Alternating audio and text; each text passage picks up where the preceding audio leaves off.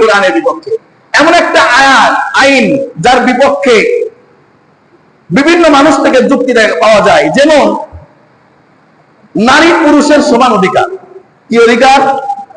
আল্লাহ তাআলা সূরা নিসার 11 নম্বর আয়াতে বলতেছেন, ইউসিকুমুল্লাহু ফি আওলাদিকুম লিযযাকারি মিসলু হাযযিল উনসায়াইন।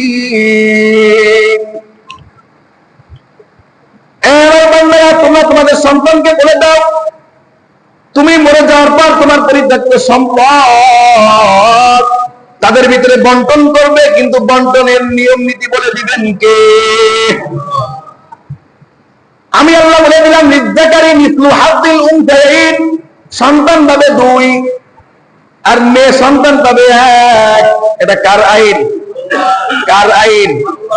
এমন একজন ইবলিসের ডিম থেকে ফোটা বাচ্চা উঠে কয় যে আল্লাহ এই আইন দিয়ে মানুষের প্রতি অবিচার করছে। বলে নাউজুবিল্লাহ, নাউজুবিল্লাহ, জোরে কান না। যুক্তি খাড়া করছে, মেয়েও যে বাবার সন্তান, ছেলেও সেই বাবার সন্তান। মেয়েও যাকে বাবা করে, ছেলেও তো তাকে বাবা বলে।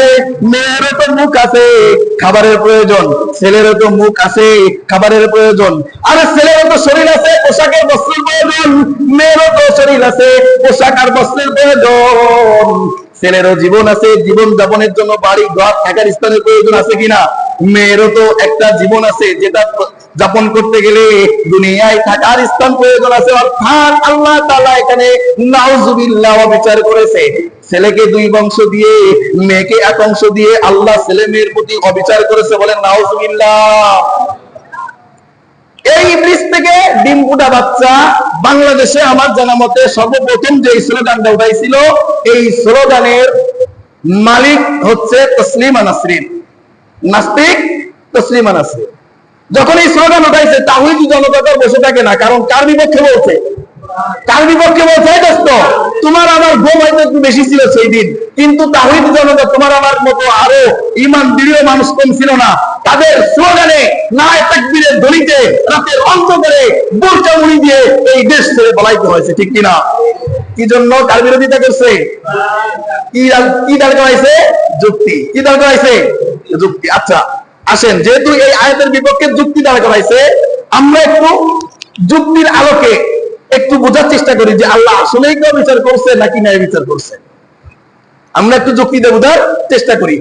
প্রথম জানছেন যে বিশ্বাস না, আল্লাহ বলছে 100% সত্যি, আল্লাহ বলছে 100% কোনো জুলুম হয় নাই, এটা বিশ্বাস করতে হবে, কোনো যুক্তি নাই। তারপরেও আমরা একটু বিশ্লেষণ করব, দেখি আল্লাহ বিচার করছে কিনা, একটু বিশ্লেষণ করি। মনে করেন আপনি আর আপনার বোন 2 ভাই বোন। কয়জন? আপনি আর আপনার বোন, আপনার বাবার 2 সন্তান। আপনার বাবা একদিন বলতেছে, যা তোর মামা বাড়ি থেকে তুই বেলায় আয়, তোরা 2 ভাই বোন একসাথে কোথায় যা? মামা বাড়ি যাবি। এখন মামা বাড়ি যাইতে গেলে 4টা খাত আছে, যে খাতে অর্থ ব্যয় হবে। এখান থেকে ভাড়া দিতে হবে, ভাড়া দিয়ে নৌকা ঘাটে নৌকা পার হতে হবে, ওই পাশে আবার গাড়িতে উঠতে হবে, আবার নানা বাড়ি মিষ্টি কিনে নিয়ে যাইতে হবে। কয়টা খাত? কয়টা খাত বলেন? আরে বোঝার জন্য সহজ হবে। এখন বাবা ছেলেকে বললো, এই 4টা খাতে খরচ করবা তুমি। কে? 4টা খাতে খরচ করবা তুমি। ছেলেকে দিলে 1000 টাকা। কয় টাকা? গাড়ি ভাড়া দিবে, নৌকা ভাড়া দিবে, ওবার যে রিক্সা ভাড়া দিবে, মিষ্টি কিনে নিয়ে যাবে। বুঝছেন? এই 4টা খাতে খরচ করবে কে? ছেলে। টাকা দিলে কত? 1000। আর মেয়েকে খুশি হয়ে তুমি বাবা মজা খেয়েও 500 টাকা দিল। কয় টাকা? 500 টাকা। আচ্ছা, এখন আপনার বিবেকের কাছে প্রশ্ন, এই বাবা ঠকাইলো কারে? ছেলেকে 4টা খরচের স্থান ধরাই দিছে 1000 টাকা, আর মেয়েকে কোনো খরচের জায়গা দেয় নাই, অত খরচ নাই তোর কোনো। তুই মামা মিষ্টি খাবি, তুই মজা খাইবি, দেশে কত? 500। আচ্ছা, লাভ করলো কে? লাভ করলো কে? এটা সাধারণ জ্ঞান, সাধারণ জ্ঞান, এত ব্যাসবোস দিই নাই। সাধারণ জ্ঞানে আপনি বুঝতেছেন, খরচের 4টা স্থানে দেখাই দিয়ে ছেলেকে দিলে 1000 টাকা, মেয়ের কোনো স্থান নাই। মেয়েকে বললো তুই ভাইয়ের সাথে খালি যাবি, ভাইয়ের সাথে শুধু যাবি, তোকে দিলাম 500 টাকা। আচ্ছা, লাভ করলো কে? মেয়ে। আচ্ছা আসেন এবার আল্লাহর এই আয়াতের দিকে আসি। লিযযাকারি মিসলু হাযযিল উনসায়াইন, ছেলের জন্য 2 অংশ, বাবার মেয়ের জন্য 1 অংশ। আচ্ছা, এবার দুই অংশের এক অংশ দেখলেন কিন্তু লাভটা করছে এটা তো বিশ্লেষণ করলেন না। যুক্তি তো এমন একটা খেলা করলেন শয়তানের মতো যুক্তি, যে যুক্তির কারণে আপনার বোরকা পরে এই দুনিয়া থেকে, এই দেশ থেকে রাতের অন্ধকারে পালাইতে হয়েছে, ঠিক কিনা?